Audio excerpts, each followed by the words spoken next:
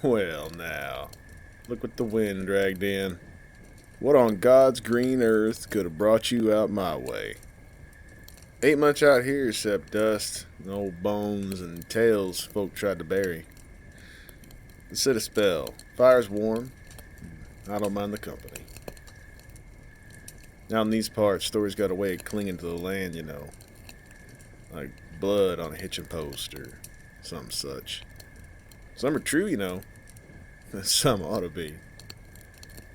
Either way, once you hear 'em, you don't forget. I'll tell you one if you like. You're not much for talking, are you? Well, that's alright. I'll talk for the both of us.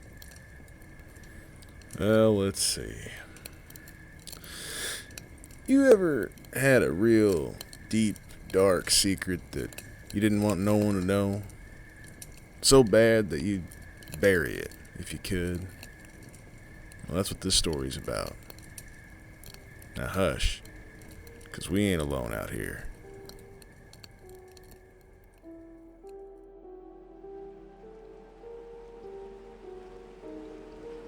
Some folks just weren't made to commune with the living. At least old Arthur sure wasn't. He never was much good at talking to him, probably on account of his asthma. He had had it all his life, and it made long conversations challenging. But lucky for him, the dead didn't have much worth talking about. Lost their voice a long time ago, his daddy used to say. He was always a sickly child, and his mama never missed a chance to remind him. Well, time went on as it does, and the sick little boy grew into a sick old man. He never did get to see the things he'd like to, or done most of what he wanted. But as far as sickly lives goes, his wasn't bad. He'd gotten better for a couple years, joined the Pillar's Navy, but that was a long time ago, and those memories were better left as they were.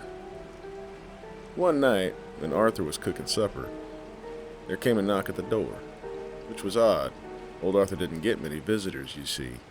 Not out the back stretch of Cherry Hill, and certainly not near the Slum Bowl.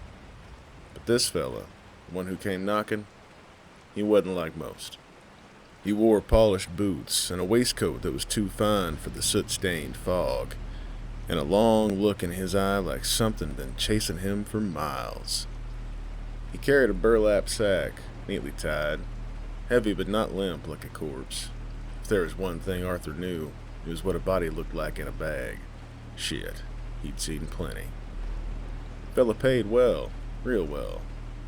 "I'll pay you double," the fella said, sharp urgency in his voice. "Please, I just need it gone."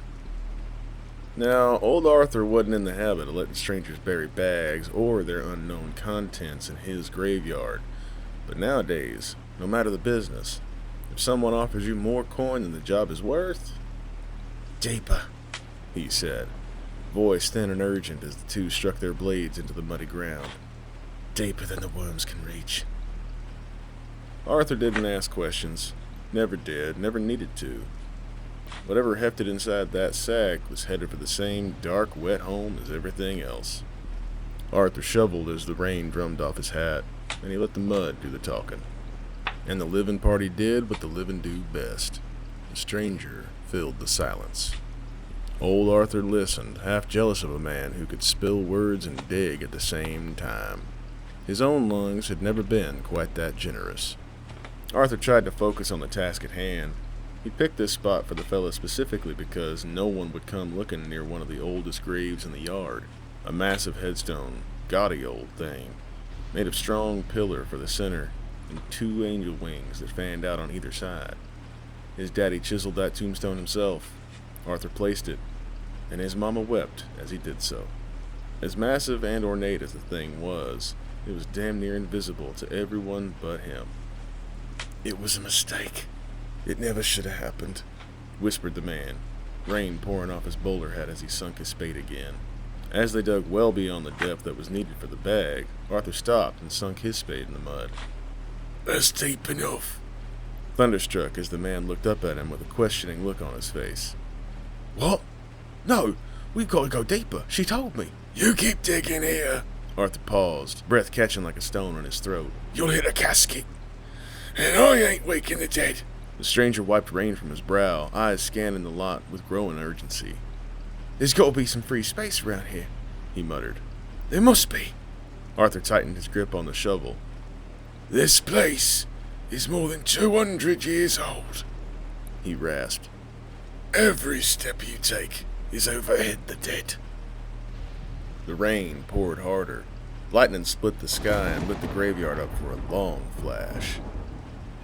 Arthur's wind chimes pinged and popped against one another as the wind flung them. The storm was growing. It wasn't often that Arthur looked down the hill of the cemetery to the slums and felt pity, but it was nights like these, when the bowl of the city would flood and stay flooded for days, when Arthur would count how many fires in the windows stayed lit and how many didn't. One by one, as the roads of the slum bowl flooded, the candle lights went out until maybe half were left.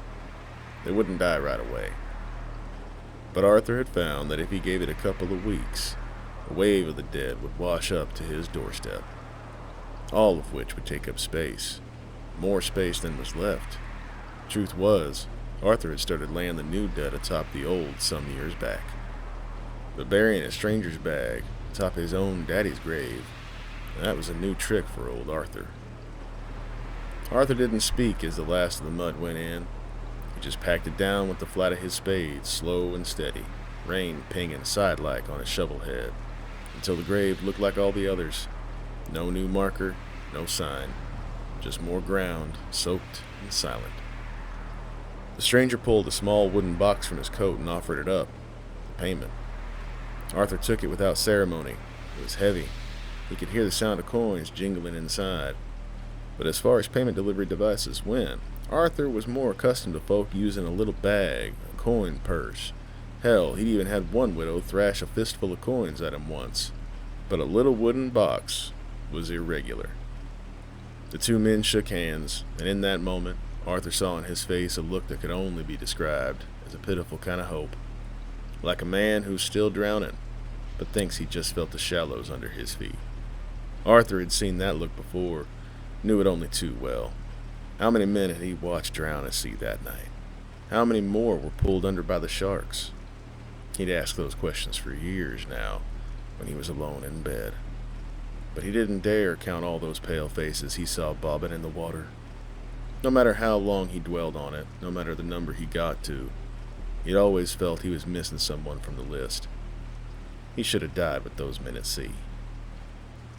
Without a word, the man turned and walked off into the fog.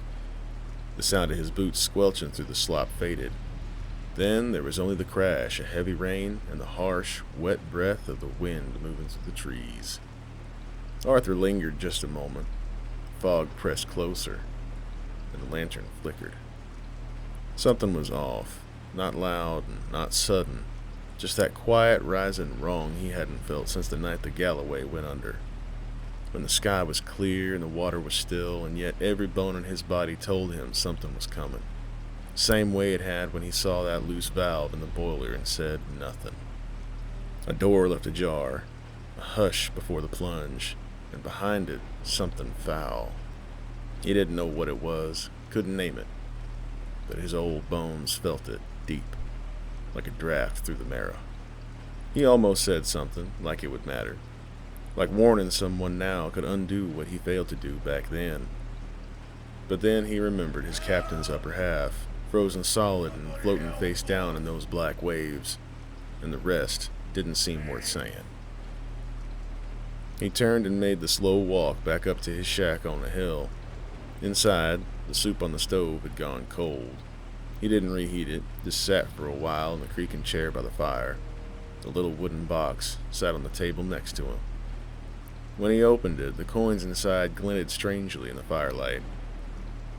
Older than anything he'd ever seen, worn smooth in places, etched in others with symbols he couldn't read, couldn't even be sure they were meant to be read.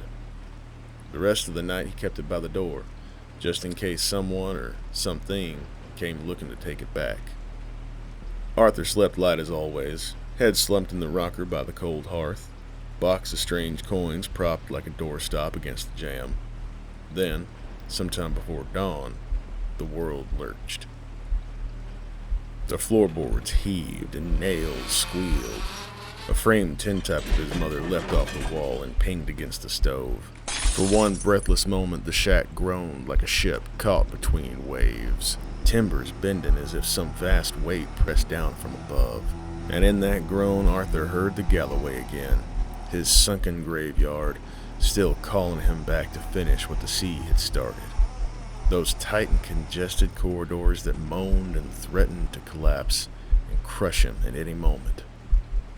Then came the sound, a guttural roar, neither wind nor thunder, rolling through the cemetery like a foundry furnace turned upside down. The windows showed nothing, panes blacked out by swirling grit and fog so dense it smothered the lantern glow. Arthur clutched his chest, lungs fluttering in panic, and waited for the roof to give. But it didn't. The quake eased, the roar faded to a low tremble, and the darkness outside thinned.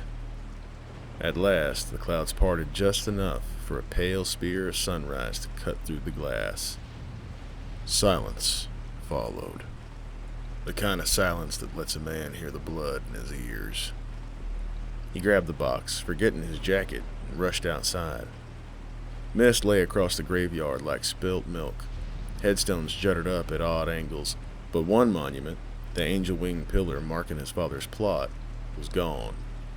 In its place yawned a crater of raw earth and splintered wood. The wings had snapped like brittle chalk. Marble shards were shattered 10, 20 feet away. The ground itself looked clawed, shredded outward from the center. At the bottom, where the coffin ought to be resting, was the wreckage. Boards peeled back, lining torn as though something had erupted from inside and kept climbing. Everywhere else, coins. Hundreds, maybe thousands of the same dull silver gold ones in the box, glinting amid churned mud. Letters, too, damp sheets and scraps, some stained dark with dry old blood, their contents scribbled in frantic strokes, half-finished sentences trailing off like the writer had run out of time. Arthur's boots crunched over them.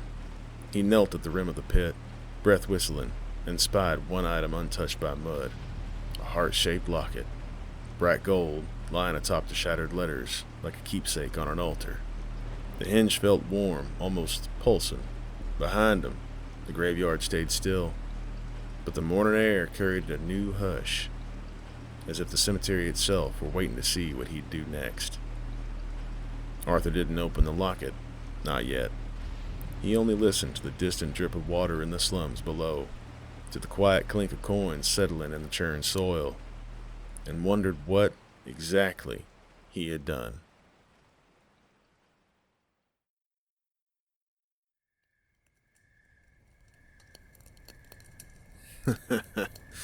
Always did like that one.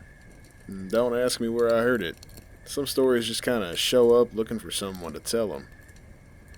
That's the funny thing about secrets. They don't like being buried, and sooner or later, they claw their way back up.